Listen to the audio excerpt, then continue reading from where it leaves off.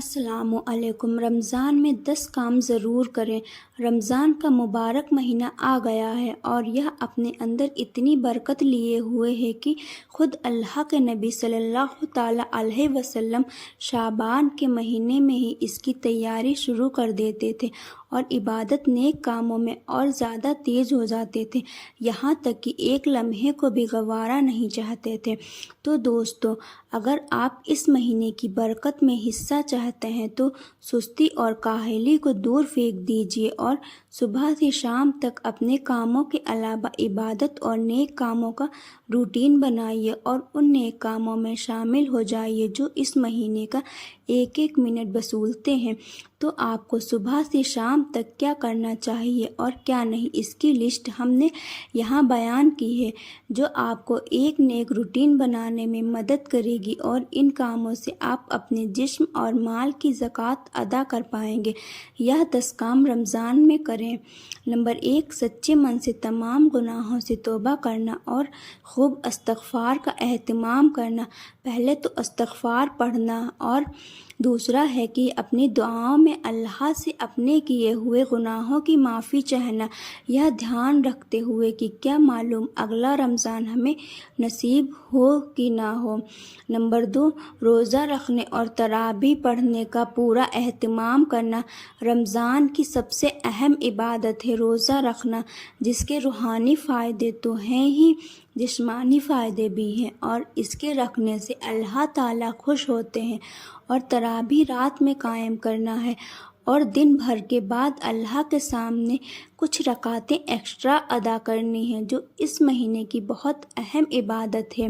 Number 3، روزے میں آنکھ، کان، ناک، زبان، دل، دماغ اور جسمانی حصوں کو ہر گناہ سے بچانے کی پوری کوشش کرنا۔ اگر آپ نے عبادت تو کی لیکن گناہ سے نہیں بچ رہے تو یہ وہی بات ہو گئی کہ کٹوری کے بجائے چھلنی میں پانی لینا، جس میں پانی تو آئے گا لیکن نکل جائے گا۔ ویسے ہی ایک طرف میں نیک اعمال تو کرتے رہیں لیکن دوسری طرف گناہوں سے نیک اعمال کو برباد کرتے رہے۔ نمبر 4، باجماعت نماز کا اہتمام کرنا۔ جماعت کے ساتھ نماز ادا کرنے کا حکم تو پورے سال ہے اور حدیث میں اس کی تاکید آئی ہے، اور خاص کر رمضان میں تو اس کا ثواب کئی گنا بڑھ کر ملتا ہے، اسی لیے کاموں میں مشغول ہو کر اس سے محروم نہ رہیں۔ نمبر 5، اشراق، چاشت، ابابین، صلاۃ التسبیح، تحیۃ الوضو اور تہجد کا معمول بنانا۔ فرض نماز کے علاوہ بہت ساری نفل نمازیں ہیں جس کے ادائیگی سے ہم اپنے رب سے اور بھی زیادہ قریب ہو سکتے ہیں، اور رمضان میں تو عبادتوں کے لیے بہانہ ڈھونڈنا چاہیے اور کسی بھی طرح کی کوتاہی نہیں کرنی چاہیے۔ نمبر 6، رسول اکرم صلی اللہ تعالیٰ علیہ وسلم کے تعلیمات کا مطالعہ کرنا۔ ہمارے آقا حضرت محمد مصطفیٰ نے ایک مسلمان کو نیک اور سچی زندگی گزارنے کے لیے کیا سبق دیا ہے، اس کو پڑھیں اور حدیث پڑھنے اور اس پر عمل کرنے کو روزانہ کا معمول بنائیں۔ نمبر 7، قرآن کریم کی جتنی تلاوت ہو سکے کرنا۔ ایک تو خود قرآن کی تلاوت کے لیے ہی بہت سارے فائدے ہیں، اور دوسرے رمضان کا قرآن سے ایسا رشتہ ہے کہ اللہ نے رمضان میں ہی قرآن اتارا، اور جتنے بھی بزرگان دین اب تک رہے وہ رمضان میں قرآن سے اپنا تعلق مضبوط بنائے رکھتے تھے اور زیادہ تر وقت قرآن کی تلاوت کرتے رہتے تھے، کم سے کم ایک آیت کا ترجمہ اور تفسیر بھی پڑھنا، اور اگر ہو سکے تلاوت کے ساتھ اس کا ترجمہ بھی پڑھ لینا۔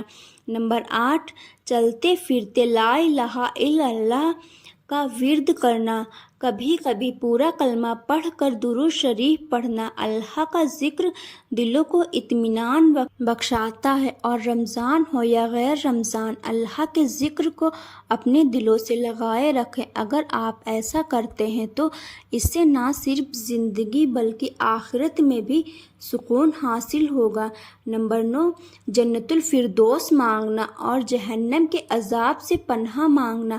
ان تمام نیک اعمال کے ساتھ ساتھ جب دعا کرنا تو جنت کی طلب کرنا جو نیک لوگوں کی جگہ ہے، اور جہنم سے پناہ مانگنا جو برے لوگوں کی جگہ ہے۔ اور اگر پورے سچے دل سے اپنے اللہ سے کچھ مانگا تو ایسا ہو ہی نہیں سکتا کہ آپ کو نہ ملے، ہاں اگر کوئی خلاف کام نہ کیا ہو۔ نمبر 10، صدقہ کرنا، اللہ کی راہ میں خرچ کرنا اور غریبوں کو افطاری و سحری میں شامل کرنا ایک بہت ہی نیک کام ہے، اور صدقہ کرنا تو ویسے ہی مال بڑھاتا ہے، تو اگر آپ صدقہ کرتے ہیں تو انشاءاللہ اس مہینے کا اثر آپ کے پورے سال پر دکھنے لگے گا۔ اللہ ہماری کمزور عبادتوں اور نیک تمناؤں کو قبول فرمائے، آمین۔